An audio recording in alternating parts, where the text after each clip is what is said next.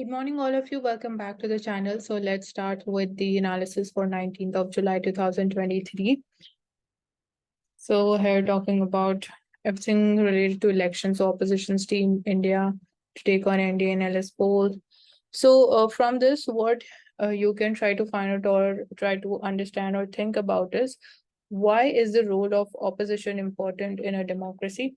Otherwise, here like things they are just political in nature, so that's not so important for us from the examination perspective.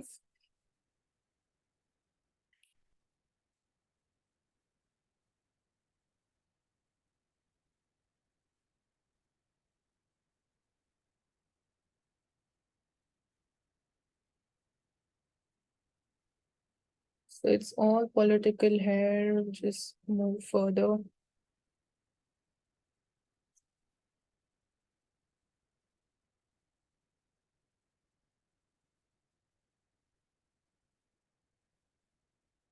So as we see that exports, they dip in the face of global uncertainty. There is no clear target for the financial year 24.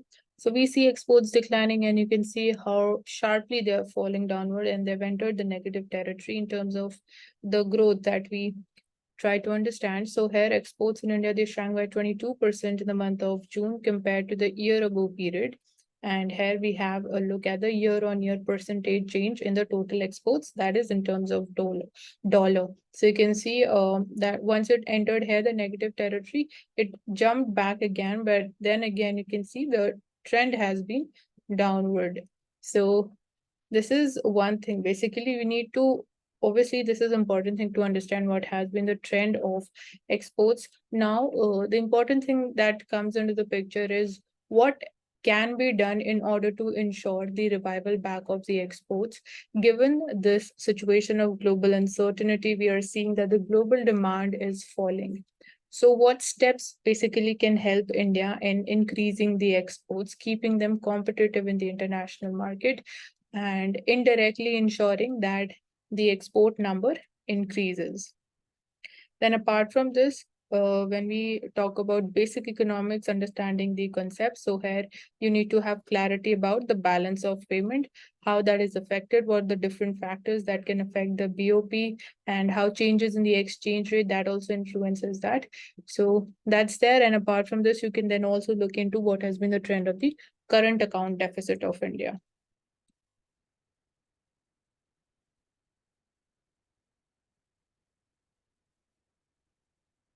Coming to editorial page. So this article is about India, France, and what keeps their ties sticking. So let's understand this and find out about the important things from this article. So philosophy behind the relationship. So throughout the relationship, New Delhi and Paris, they have built a tradition of joining each other's National Day parades. And these are basic things we can talk about here. Then both the countries, they have held on to the three pillars in their relationship. So that is non-interference in each other's internal affairs. Second is steadfast belief in the strategic autonomy as expressed by the President Charles de Gaulle, and non-alignment and expressed by the Prime Minister Jawaharlal Nehru. Third is the refusal to pull the other into its own coalitions and alliances. So basically, there is no element of coercion or force there. So these are the three pillars on which the relationship has been functioning. And we saw awkwardness in 1998. After all, that would have been nothing in comparison to the Iraq's visit to India in 1976. So not 6 months before that, Prime Minister Indira Gandhi had declared the emergency and suspended freedoms in a move that was criticized across the world as well. So they're talking about how in history we share the relationship. So formula is geopolitics without value judgments and no pressure to align their respective positions.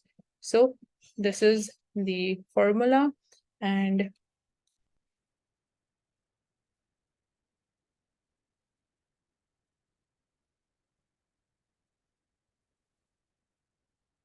we know about basically the domestic situation in France. We've been seeing people protesting, people are on streets there. So we see that during the recent Prime Minister Modi's visit to Paris, we saw many same shades of the partnership. Like India's Foreign Secretary pointed out that despite the dramatic visuals of violent protest across France over the mistreatment of the immigrant communities, Prime Minister had not hesitated even once in planning his visit to France.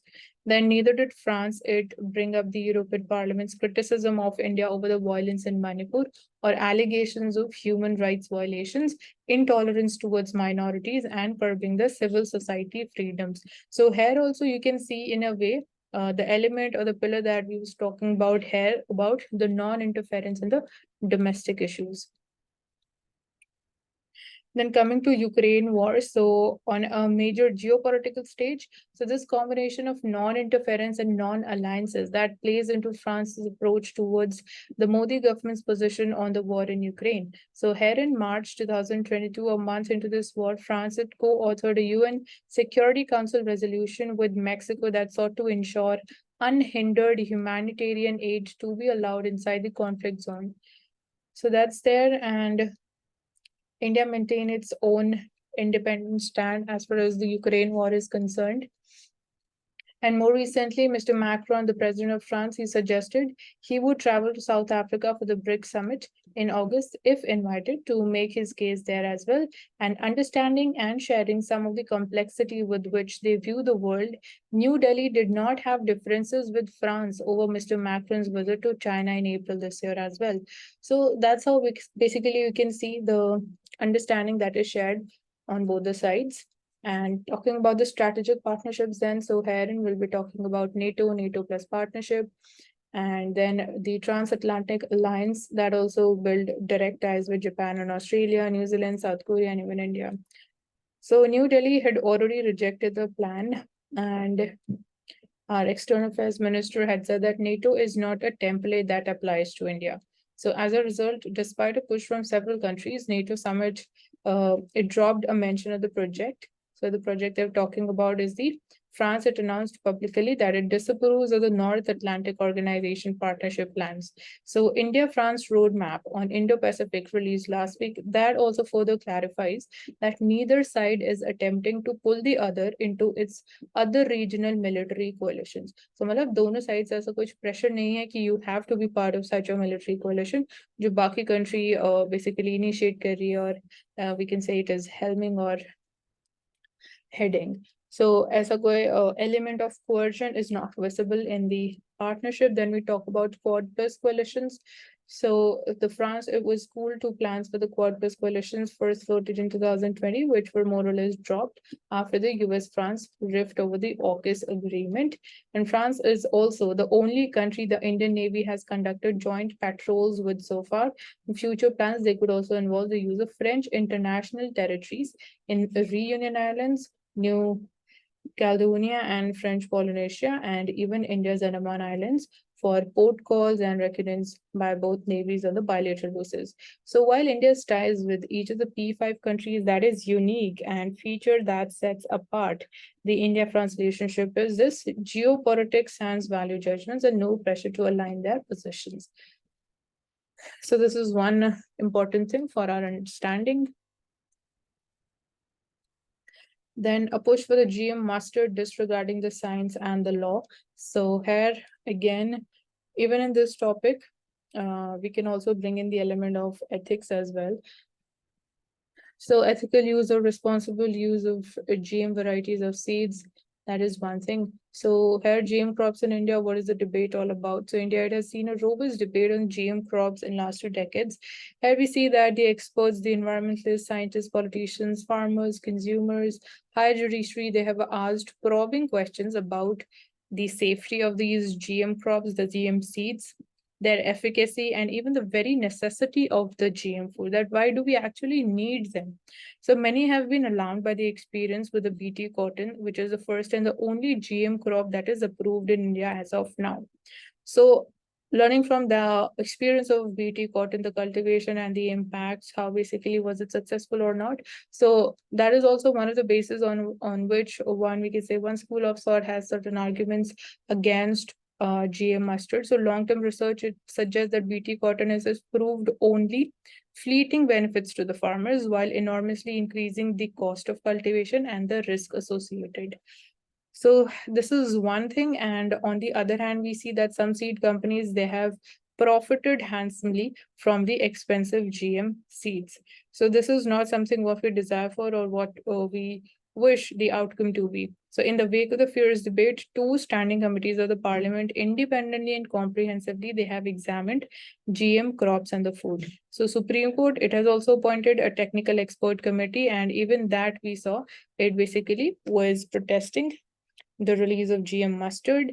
And thus, we see that there are two reports concerning the GM food from the highest legislative body in the country, and one by the Standing Committee on Agriculture in 2012.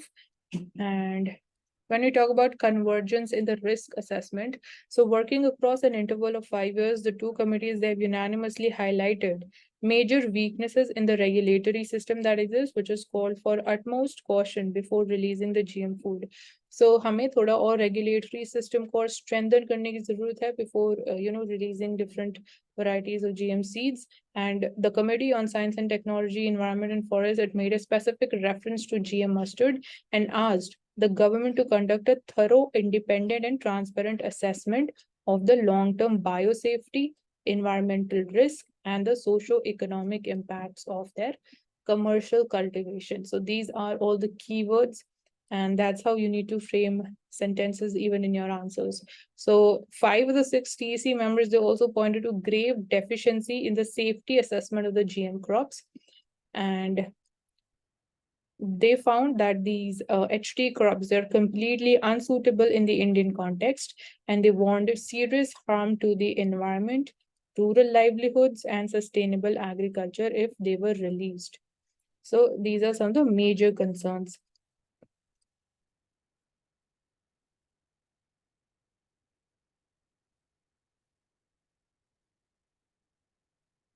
Then, given the overwhelming political and technical consensus, government it needs to approach the issue of the HT crops transparently and robustly, with an emphasis on the precaution. So instead, the government it is pushing ahead with the GM mustard with reckless disregard for both science and the law. So instead of looking into and resolving जो भी issues and concerns हैं, the government it just want कि the seeds they are released and we just go ahead with the cultivation. Then you need to also talk about the role of the Genetic Engineering Appraisal Committee, which is under the Environment Ministry.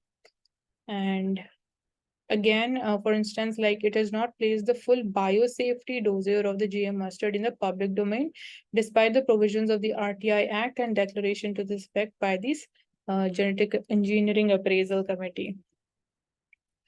So here basically we see more of opaqueness. So biosafety dossier जब हम बात करते हैं regarding the GM mustard seeds, so that needs to be available publicly, and that is also like a part of the provision of RTI Act as well.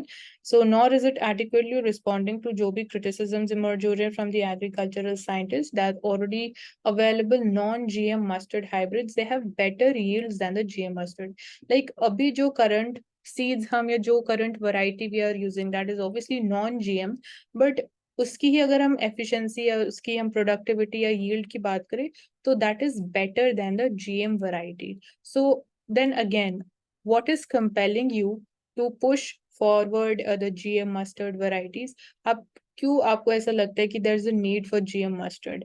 अगर current varieties they are performing nicely in terms of yield also, so and जो हमने बाकी बात करी about the बाकी like rest of the arguments regarding the cost of cultivation and कैसे profits increase हुआ different companies, so obviously इसकी वजह से जो economic inequality है that would also grow, and again that is something which is not desirable. So misleading the court की बात करें तो in recent hearings in Supreme Court, to get around the growing evidence of the long-term क्या ecological or health risk होंगे with these crops, government has argued that GM mustard should not be considered HT at all, since जो भी objective है for developing it was to improve the yields. But again अगर आप ये argument दे रहे हो कि it is to improve the yields, it will improve the yields, so already there is one argument from the agricultural scientist. Obviously agricultural scientist ये बात बोल रहे हैं कि जो नॉन जीएम मस्टर्ड वैरायटी है उनकी yield better है compared to GM mustard, so that cannot be ignored. Secondly, in fact, we see that crop, it can withstand herbicides in a, that is an HT, we can say herbicide tolerant crop.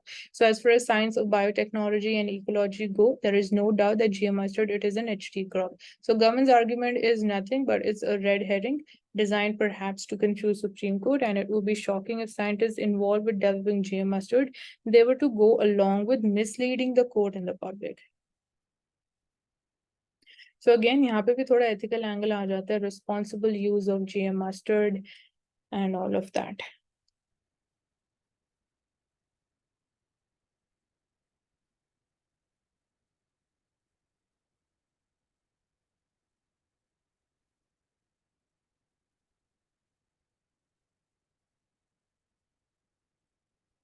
So we see that the number of lives lost to road accidents in India has increased. And as per the World Health Organization, road crash is the leading cause of death amongst the youth and kids aged between 5 to 29 years. So what, according to you, should be the steps taken in order to ensure that these numbers come down and we increase the passenger safety on roads? So at pan-India level, what steps would you suggest? That thing, that can be one of the things that you can think more about. Then India UAE deal to trade with rupees. So यहाँ पे पूरा proper analysis है. So here we see जो important keywords have been repeating them: de-dollarization, internationalization of rupee-based trade. So what are the two MOUs जो हमने अभी recently sign किए हैं between the central banks of these two countries? Trading कैसे help करेगी local currencies को, and what are the benefits of linking UPI and its UAE counterpart, that is called instant payment platform, and क्या remittance flow easier हो जाएगा या नहीं होगा with this MOUs? So how will local currencies be promoted? So in the first of the two MOUs, it aims to establish local currency settlement system so that we can promote the use of rupee and dirham bilaterally when we're talking about the bilateral trade. So it will cover जो भी current है and permitted capital है account transactions, and RBI said that it was also enable the exporters and importers to send the invoices and pay in their respective domestic currencies, which in turn it would help the development of INR and AED foreign exchange market. So पहला benefit जाएगा foreign exchange market को, and then ease of transactions increase हो जाएगा because you can use your domestic currencies in terms of making payments when you are involved in bilateral trade. So this is one thing. And when we talk about the fluctuations in the exchange rate, so we will be able to control that as well. And it would also help promote investments, be promote ho sakengi, more remittances between the two countries. And broadly, this agreement or this arrangement, it would help optimize the transaction cost. So transaction cost can be optimized or it can be reduced, and settlement time for transactions would also be, we can say, it can become highly efficient. So exporters के लिए ये agreement या ये arrangement important कैसे होने वाला है? So focus on denominating the export contracts and invoices local currencies में जो भी आप bill issue करोगे, invoices generate करोगे, so that would be in the local currency. So जो exchange rate risk associated होते हैं with these transactions, वो आप overcome कर सकोगे क्योंकि now you're using your own domestic currency to make the payments, and आपको अब dollar पे depend होने की जरूरत नहीं है. So that risk would be tackled. And apart from this, it could also lead to enhanced avenues for cooperation among the banking system also, and thereby contributing expansion of trade and economic activity in the long term.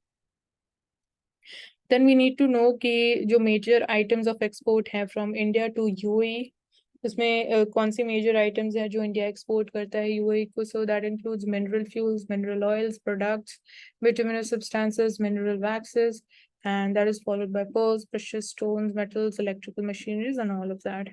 और जो India major items import करता है UAE से, that is petroleum crude and petroleum related products.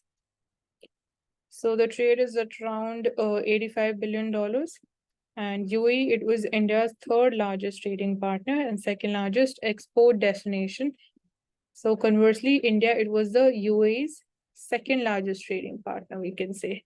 So what about the interlinking of the payment systems? So here we're talking about UPI payments. Basically UPI के through आप UAE में payments कर सकोगे.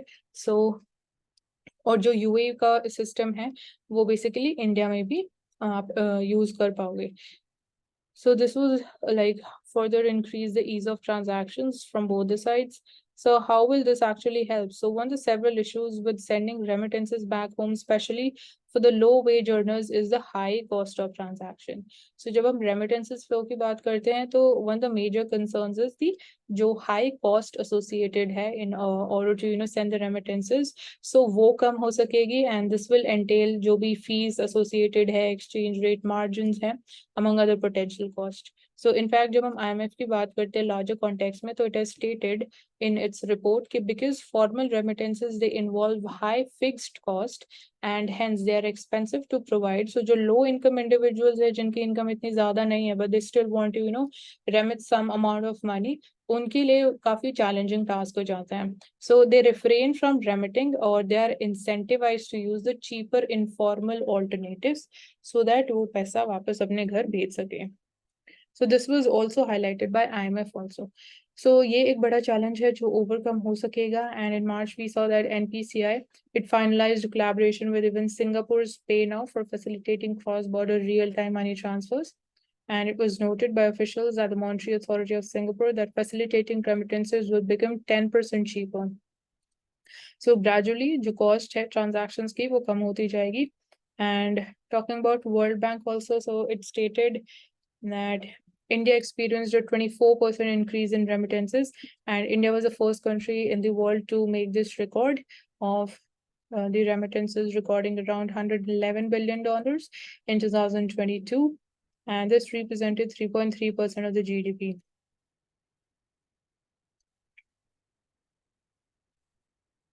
So tracking the new railway proposal for Kerala, so how different ये project कैसे different होने वाला है, and जो पहले के high speed rail corridors थे and जो silver line project कैसे दोनों different है. Why did the latter it face huge resistance from the environmental activists? So environmental sustainability भी एक concern है which is related to the silver line project of Kerala.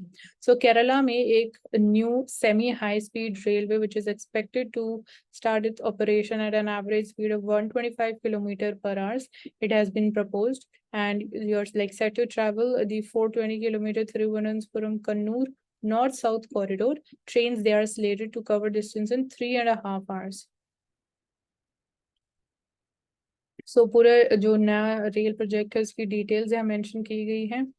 And high speed trains priority क्यों है हमारे लिए? Apart from railway safety, we're talking about, like we often talk about bullet trains and these high speed trains. We talk about Vande Bharat trains.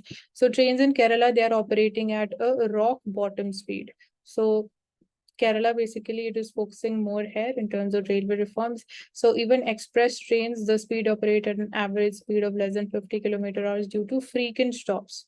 And there's huge number of sharp curves also, which is obviously because of the geography, the terrain of Kerala. Then what happened to the high speed rail corridor and the Silver Line project? Basically opposition क्या रहा लोगों का, क्या reasons रहे for the opposition? So we saw that Silver Line project, it was proposed in 2021 and it met with massive resistance as it was to be built over a tall embankment which was constructed over the ground, and it would have led to massive displacement of the people.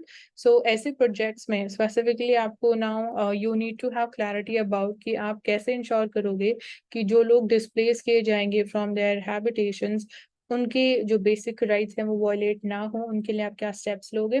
Then environmental activists and others they also express their fears that it would worsen जो भी flooding like situation देखने को मिलती है केरला में या surrounding areas में जहाँ पे भी प्रोजेक्ट को प्रपोज किया गया. तो आने वाले टाइम में अगर ये प्रोजेक्ट के लिए आगे और स्टेप्स लिए जाते हैं और काम किया जाता है तो फ्लडिंग लाइक सिचुएशन फ्यूचर में और खराब हो सकती है. So because the reason was कि जो embankment है it would block the natural flow of water even if जो drains and canals है they were built at intervals. So natural flow of river या water को अगर आप tinker करने की कोशिश करते हो तो that does not bear us with good results. So these were some of the concerns of the environmentalists associated with this server line project. So this is the thing.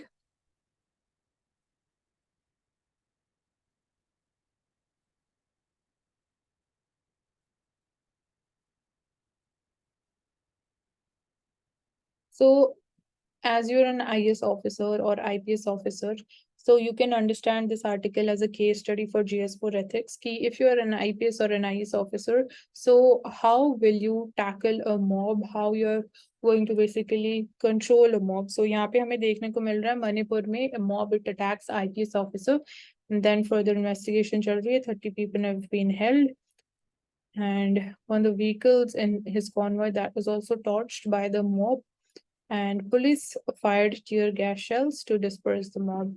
So basically, एक angle तो यही है कि जो violence चल रही है in the state of Manipur, अभी उसको we can't say कि वो the situation has been successfully tackled. Apart from this, you can see कि people they are also attacking IPS officers, IS officers, and basically the government functionaries. So situation we can say we are getting some kind of an indication that it is still getting worse.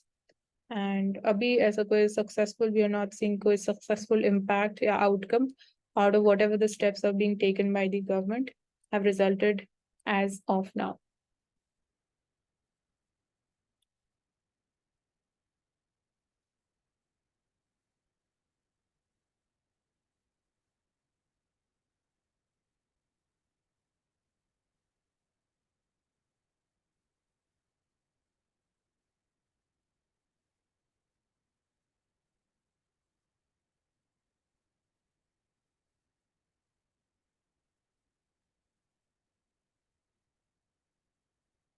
So India reports a record 93% DP T3 immunization coverage in 2022, according to WHO. So this is at an all-time high. You can see the DTP3 coverage rate over the years, according to WHO estimated the national immunization coverage in India. So we recorded 93% coverage for third dose of diphtheria, pertussis, and tetanus vaccine. So that is what DTP3 stands for, and this is surpassing the pre-pandemic all-time high of 91% in 2019. So यहाँ पे we are seeing कि vaccine coverage is increasing. Apart from this, आप थोड़ा find out कर सकते हो कि how are these three diseases caused, क्या basically vector होता है, agent क्या होते हैं. So these are basic things.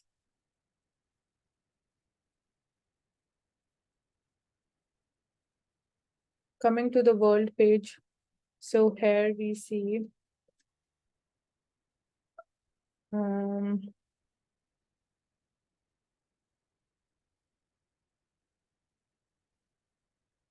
so Pakistan is getting the financial aid and gets another $600 million loan from China. So it's not from IMF, this is from China. So you can see China की जो debt policy आपको वो पता होना चाहिए इसके बारे में, and उसी का result आप देख सकते हो जो economic crisis आज के time में श्रीलंका face कर रहा है. That is the result of the China's debt policy. So similarly Pakistan, obviously Pakistan के पास अभी कोई alternative नहीं है. So it is you can say China जो है opportunity का फायदा उठाते हुए it is giving financial aid to Pakistan. So obviously कहीं ना कहीं country की autonomy भी compromise होती है, उसकी independence sovereignty compromise होती है, and again जो China की influence है वो कहीं ना कहीं increase हो रही है even through these measures.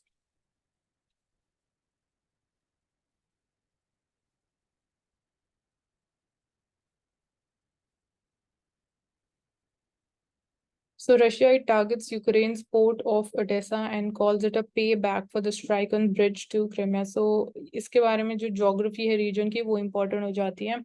And now you need to also find out कि port of Odessa कहाँ located है, जो surrounding water bodies हैं, straits हैं, वो सब आपको पता होना important है. Coming to business page, so here we see monsoon's uneven march. It could fuel the food inflation, and that is what has been the caution from the economists कि आने वाले time में since monsoon का जो pattern रहा है that is more of uneven in nature, and distribution of rainfall भी uneven रहा है, सो उसकी वजह से फूड इन्फ्लेशन डेफिनेटली इंक्रीज हो सकती है. So southern peninsula, Deccan Plateau and eastern region, they continue to have below normal rains and kharif sowing that remains lower than last year for the crops like rice and pulses, spurring the increases in their prices according to the economics researchers. So because जो sowing level रहा है वो comparatively it is less compared to the previous year level, so that's why the prices they are expected to go up. So sowing is a cause of concern, and we need to now ensure कि कैसे will be dealing with that situation as well, because of late we have seen कि how tomato prices they have spiked up, and that is obviously because of seasonal factors. But again, उसको आप deal कैसे करोगे? That is also an important thing.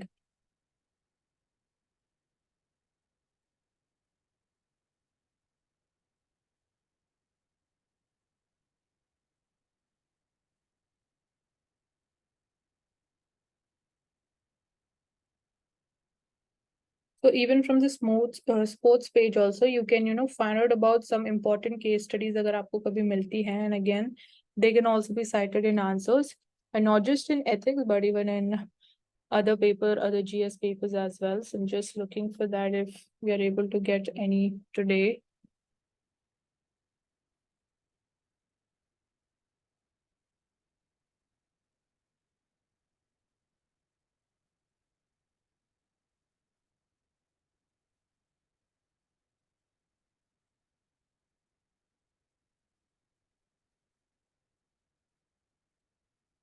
So यहाँ पे you can see that recently Novak Djokovic he lost against the Alcaraz. So what went wrong for him in the final against Alcaraz? So too many elements combined to throw the 23-time major winner off track, like the strong wind, the famed backhand deserting him at a crucial juncture. So obviously he's a very strong player. So there would be some major reason behind his um, losing the match against him. So a slew of unforced errors, and then Spaniard rising to the big occasion with his own superior play. So how did Alcaraz he played it differently so as to ensure that he wins against Novak Djokovic? So he says that in the tiebreak in the second set, the backhands kind of let me down, and at set point I missed the backhand. So a little bit of bad bounce, but I should not have missed that shot. So ये game के बारे में बात कर रहे हैं यहाँ पे, and let's find out if there's something important also there. So Djokovic is arguably the most complete player in men's tennis. He has a solid serve and he's also capable of neutralizing the biggest servers in the tour. So however, external variables, they can disrupt the rhythm of even the best in the business. So ये थोड़ा आप economically भी इस sentence को interpret कर सकते हो कि अगर बिजनेसेस ने बेस्ट लेवल पे रन कर रहे हैं बट कुछ एक्सटर्नल फैक्टर्स ऐसे हो सकते हैं जो उन बिजनेसेस को डेफिनेटली इम्पैक्ट कर सकते हैं. तो similarly this can also be basically it fits into his situation as well. So the current clash, it was played with the center court roof open, so all of this is mentioned. And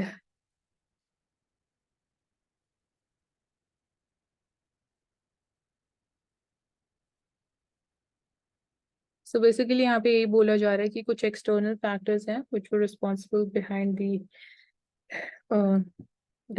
result of this match. So the Alcaraz he saves best serves for the final. So he upped his average speeds for the first and the second serve in the final when compared to his first 6 matches, and basically speed of serving was mentioned here. So that's there.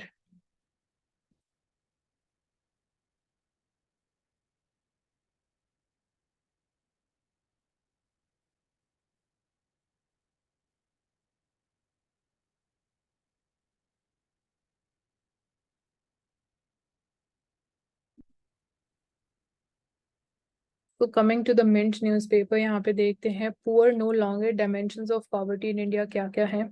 So weight of poverty. So no index it's perfect. selection, definition, weighting of the criteria, it will always be up for the debate. So ये एक ऐसा area है जहाँ पे आप नहीं fix कर सकते या नहीं बोल सकते कि ये फॉर्मूला या फिर ये वेटेज क्राइटेरिया बेस्ट है, मतलब हर एक का डिफरेंट पर्सपेक्टिव रहेगा.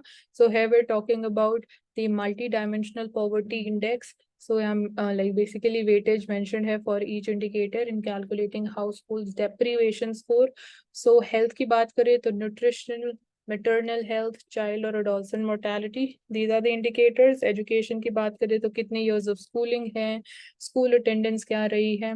लिविंग स्टैंडर्ड्स की बात करें तो इंडिकेटर्स ऑफ कुकिंग फ्यूल आप कौन से यूज कर रहे हो, housing, sanitation, household assets, drinking water, and then bank accounts है कि नहीं, basically do you have access to financial services or not. Financial inclusion एक angle है when we are calculating this index, and access to electricity. So here you can see the weightage and you can basically connect it with the colors. So we can see कि maximum is 16.7% is the weightage. So that is, it includes nutrition, then years of schooling and school attendance. So इनकी highest weightage है and talk about the indicators. So yesterday हमने देखा था कि नीति आयोग की report में it says कि 135 million people they have exited out of the multidimensional poverty. And definitely it's a measure beyond the deprivation of money, because यहाँ हम खाली पॉवर्टी की बात नहीं कर रहे, talking about multi dimensional poverty. So actually होता क्या है multi dimensional poverty? Again simple idea है, पॉवर्टी इज ट्रेडिशनल मेजर. जो हमने, अगर हम बात करते हैं पॉवर्टी जब पहले मेजर करते थे, जो कन्वेंशनल मेजर था वो यही था कि मॉनेटरी बेसिस पे आप करते थे कि कितना आप कमा रहे हो या फिर कितना आप कंज्यूम कर रहे हो. So but it's possible to cross the monetary poverty line and still you can lack other basic items. मतलब अगर आपकी इनकम इंक्रीज हो जाती है और technically you are above the poverty line, but still एक पॉसिबिलिटी तब भी रहेगी कि you are still you know a poor person, you're still not able to increase or enhance your living standards. So इसलिए बाकी सारे factors भी important हो जाते हैं. So जो UN Sustainable Development Goals है, they also aim to halve the share of the people living in poverty in all its dimensions by 2030. So this is also part of the SDG, and indicators of health, education, living standards, they are measured by this index. And UNDP जो है annually global MPI को calculate करता है, release करता है, and this is begin from 2010. So Niti Aayog also came up with a slightly tweaked Indian version of it. So NITI Aayog की क्या findings है, हम कल बात कर चुके हैं इसके बारे में. So doesn't this show resilience during the pandemic? So basically we see not really, ऐसा कुछ नहीं हुआ कि जो national MPI है as well as जो global MPI की बात करें for India, they use data from the NFHS, which last took place between June 2019 and April 2021. So field work that was already complete in 22 of the 36 states and UTs, including some of the most populated states by Feb 2020. So MPI does not reflect any possible post-pandemic shift. तो एक ये चीज है.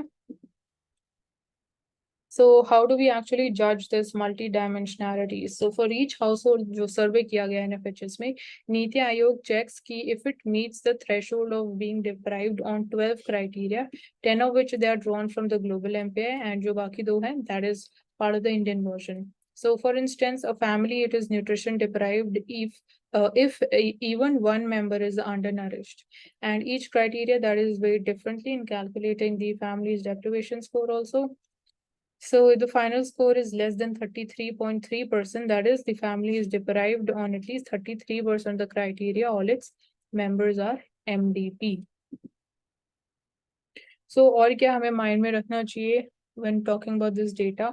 So again, हम नहीं बोल सकते कि कोई भी इंडेक्स परफेक्ट है, बट जो सिलेक्शन की बात आती है, डेफिनेशन की या वेटिंग की, वो हमेशा एक टॉपिक ऑफ डिबेट रहेगा. So this is not a measure of poverty, it only complements the monetary matrix. So आपको पॉलिसी मेकिंग में थोड़ा और हेल्प कर सकता है. एंड लाइक एग्जाम्पल यहाँ दे रखा है, electricity it can be seen as an input towards prosperity, schooling as a process, and dropping out of school or low BMI, that is body mass index, as an outcome. Yet जो index है, it can be an important policy tool since it also provides estimates at district level also. So that is the significance, we can say. Coming to the quote of the day, so it is coming from IMF Chief Christinalia Georgieva. So she says, the world today is more shock prone and fragile with climate change, pandemics, and Russia's invasion of Ukraine, all causing widespread turmoil. So, keyword is the world is more shock prone and fragile.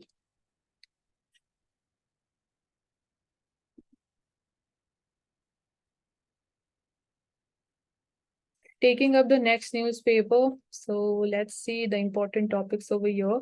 Data bill के बारे में बहुत बात कर चुके हैं. Data bill likely to go easy on the startups. So यहाँ startups के context में बात की जा रही है. Privacy matters and startups, they may not be bound by limits on the data collection, usage and the storage duration. So startups के ऊपर ये norms जब हम डेटा कलेक्शन स्टोरेज की बात करते हैं तो वो एप्लीकेबल नहीं होंगे. These are expectations.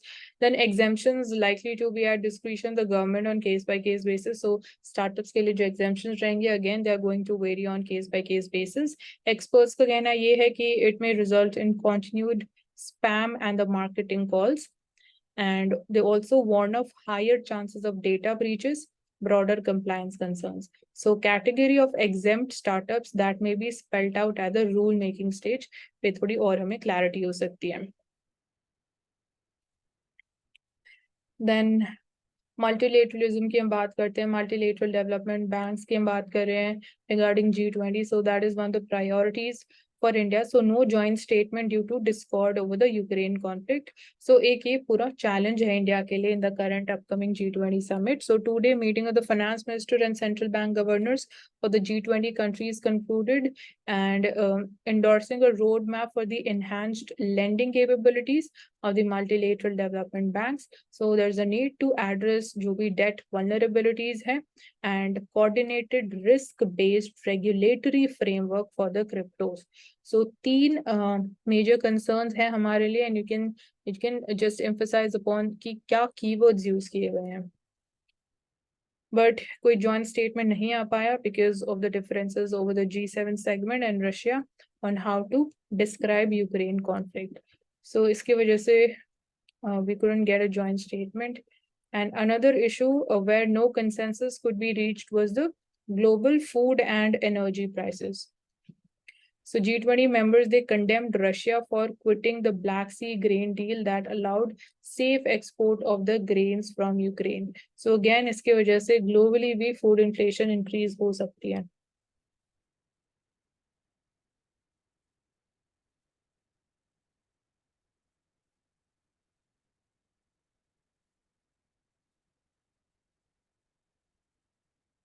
So maritime sector की बात करें and the job creation potential. So 1.5 million jobs have been created with identified investment opportunities for more than rupees 10 trillion in the maritime sector of the country. We are standing at the threshold of a major economic upswing, which can generate employment opportunities for more than 1.5 million youth of India.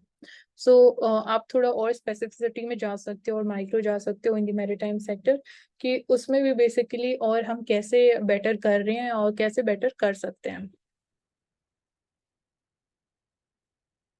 SDG fulfillment की बात करें तो expert group it seeks $3 trillion extra funding every year so as to be on basically the correct timeline to fulfill the SDGs. So ask the donors to reorient the aid to the multilateral channels. So $400 billion funding it could be routed through the MDBs.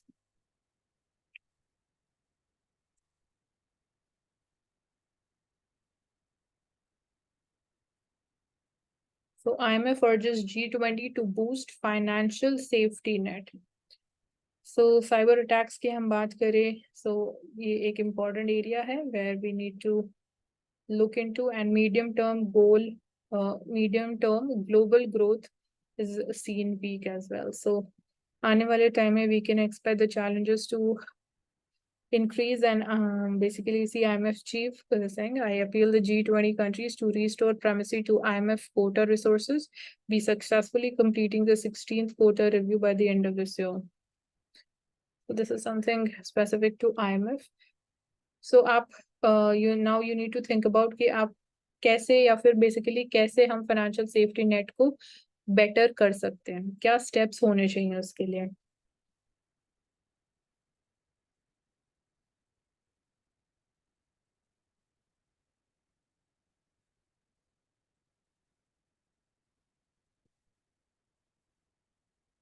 So we again seeing crude oil prices increasing up and again ये हमारे लिए concern हो जाता है because 85% of जो हमारी domestic needs हैं India meets that by importing the crude oil. So internationally if prices are increasing तो obviously that would also impact the domestic economy of India and कहीं ना कहीं obviously उसकी वजह से current account deficit भी increase हो जाता है because जो हमारा import bill है वो increase होता है।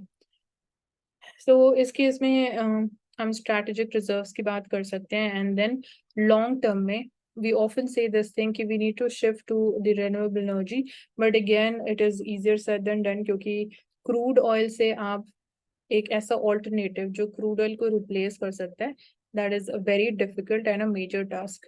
तो उस लाइन पे थोड़ा सा आप सोच सकते हो।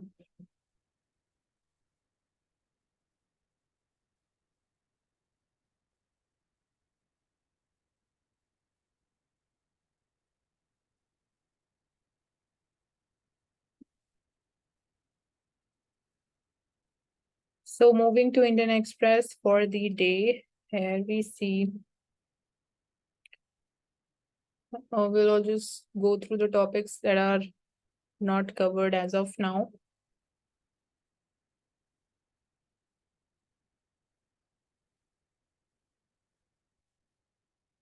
So India Sri Lanka relations बहुत important है। Ranil is heading to India and this is going to be his first official trip after taking charge last year. So economic crisis की बात करें फर्स्टली तो आपको पता होना चाहिए कि रीजन क्या है उसके पीछे, पॉलिटिकल क्राइसिस जो चल रहा है उसके पीछे क्या रीजन है श्रीलंका में, इंडिया ने क्या रोल प्ले किया है in terms of aiding Sri Lanka and जो हमारे पास में रिलेशन रहे you need to know that, you need to also know about that.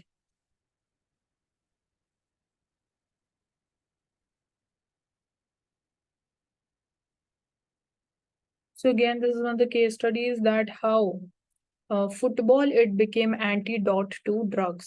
So अब श्रीनगर की बात करें specifically North Indian states में we have this problem of drug menace.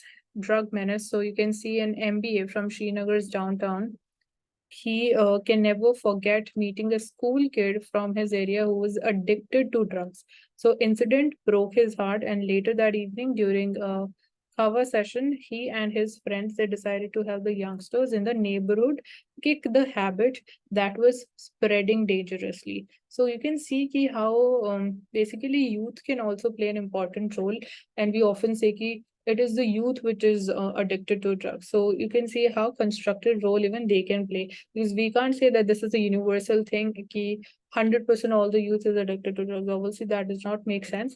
So you can see within a year Hinan and three of his buddies, NGO owner Irfan Shamiri, they would join hands to form a football club that they would call the Downtown Heroes FCs. So उन्होंने एक football club बनाया and what started as a ragtag team consistently mostly of the local players from the troubled areas, they would finish second in the I League 2 and is currently leading the Jammu and Kashmir Football Association Professional League.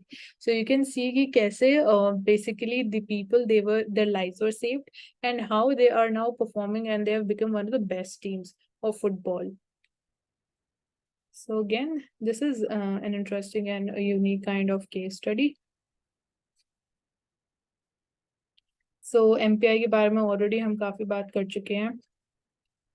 Health and Wellness Summit. So leveraging the technology for a happy and thriving workplace. You can see it would be held on 20th of July. So prioritizing health, unlocking the workspace wellness and boosting your productivity. So you can incorporate physical, mental, social well-being for increasing the employee satisfaction, retention, and productivity. Then healthier employees experience improved their focus, creativity levels, and problem solving abilities, leading to enhanced efficiency and overall performance. Then, as the world it realizes the significance of good health, individuals and organizations alike, they are recognizing vital role it plays in the overall success.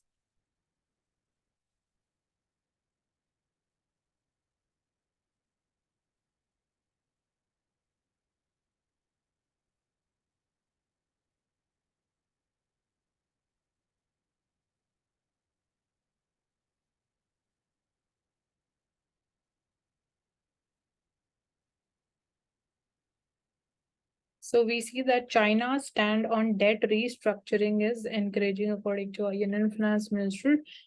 And after the conclusion of the third G20 finance ministers and central bank governors meeting, she said that China's stand on debt restructuring was encouraging, and she expected China to be on board before the G20 leaders summit. So China, it is one of the world's largest bilateral creditor, and G20 nations, they are in talks with it to use the common framework of G20 to provide debt relief.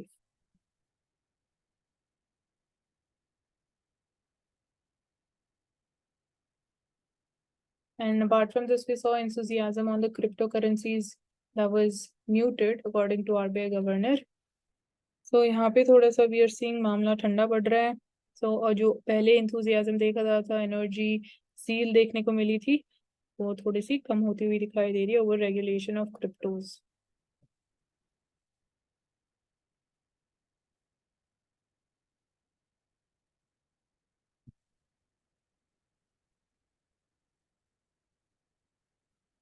So MDBs की जो बात करते हैं, so they need to adopt triple mandate to tackle poverty.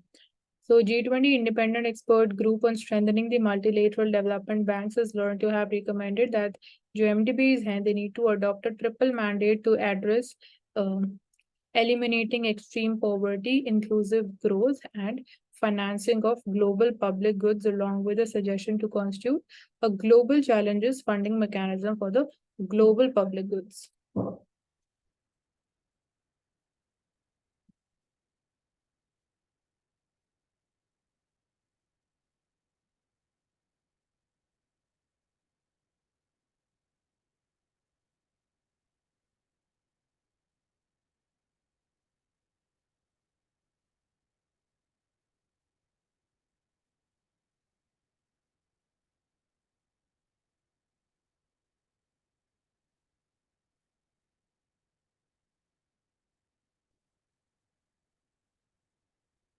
So पहले के दोनों article, it is about opposition, and Delhi is raising the game, so it recognizes that intersection of great power rivalry with regional geopolitics needs continuous tending. So it is talking about regional geopolitics, ASEAN, then MGC, which is the Mekong Ganga Cooperation, ARF is the ASEAN Regional Forum, EAS is the East Asia Summit, BIMSTEC की हम बात करते तो this is specifically हम South Asia, Southeast Asia के context में जो regional corporations currently work कर रही हैं. So talking about them, and Delhi now it takes an integrated view of the interest and pursues them through new and the cross-cutting forums. So as our Union External Affairs Minister, he told the Southeast Asian leaders in Jakarta last week that Quad is complementary to the efforts of ASEAN and institutions led by it. And as India, it becomes a major economic entity with significant geopolitical heft. Its ability to shape the intersection between its extended neighborhood and the world will rapidly grow.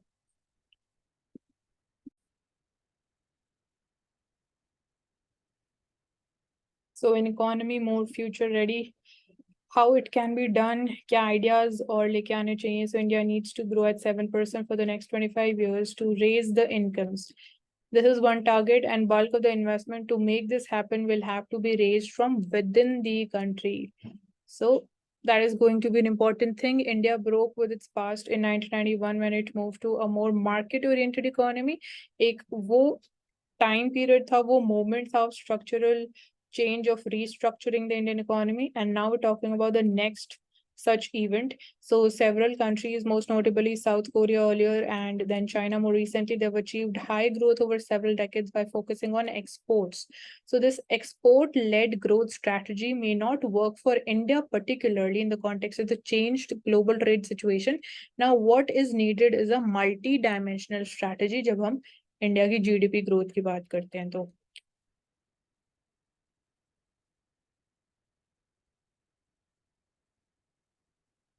Explain section पे हम already बात कर चुके हैं कि why Kuno cheetahs they are at extra risk due to these radio collars, and क्या हम इस प्रोजेक्ट को सक्सेसफुल बोल सकते हैं कि नहीं, तो ये हम ऑलरेडी सब डिस्कस कर चुके हैं. So it's a complete repetition.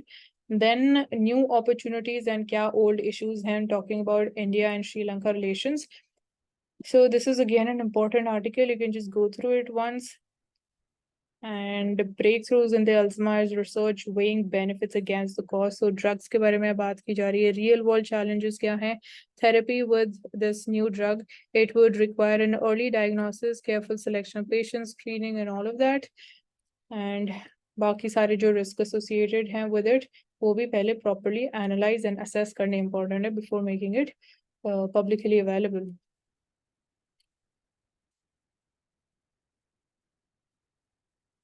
Then India mills building strategic gas storage as hedge against volatility. तो जैसे कि मैं बात कर रही थी पहले भी कि क्रूड ऑयल इंपोर्ट के ऊपर प्राइसेस इंक्रीज हो रहे हैं, फ्लक्चुएशन इतनी ज्यादा होती है, वो हमारे बीओपी को भी नेगेटिवली इम्पैक्ट करता है, डोमेस्टिक इकोनॉमी को भी नेगेटिवली इम्पैक्ट करता है in terms of increased oil the inflation risk because of that. तो क्या हमारे पास बेस्ट ऑल्टरनेटिव होना चाहिए, किस डायरेक्शन में हमें वर्क करना चाहिए, तो वहां पे we can talk about gas based economy. So यहाँ पे you can see strategic gas storage की बात की जा रही है एंड वो हमें हेल्प कर सकते हैं फाइटिंग दिस वॉलेटिलिटी जो एग्जिस्ट करती है. So India, it is a net importer of natural gas and it depends on imports to meet around half of its requirements. So in natural gas पे भी we are import dependent. So domestically again हम अपनी कैसे capabilities increase कर सकते हैं and again natural gas को भी थोड़ा अगर हम और diversify करेंगे in our usage and application in real life, तो वो कहीं ना कहीं जो हमारी dependence on crude oil है उसको कम कर सकता है, जो risk associated with that dependence है वो भी कहीं ना कहीं कम हो जाएगा. ये आज हम बहुत बात कर चुके हैं एमपीआई के बारे में, rural improvements led by Bihar, MP, UP. So state wise performance थोड़ी देख सकते हैं यहाँ पे जो हमने अभी बात नहीं करी है. सो different states की क्या performance रही. Good news is that number of states with less than 10% of people living in MPI, they doubled in the 5 years between 2016 and 21. So according to a report in 2015-16 NFHS 4 की हम बात कर रहे हैं, सिर्फ 7 states थी which had less than 10% of the population living in MPI. So ये सारी states थी and अगर हम latest data की बात करें, so the list it has doubled. So बहुत सारी states की हम बोल सकते हैं performance improve हुई है. And even Bihar is also part of that. तो ये थोड़ा एक उनके लिए good news है. And that's all for today. Thank you so much for joining us in today's analysis session. I hope the things are clear to you and do hit the like button. Also subscribe to our channel if you haven't.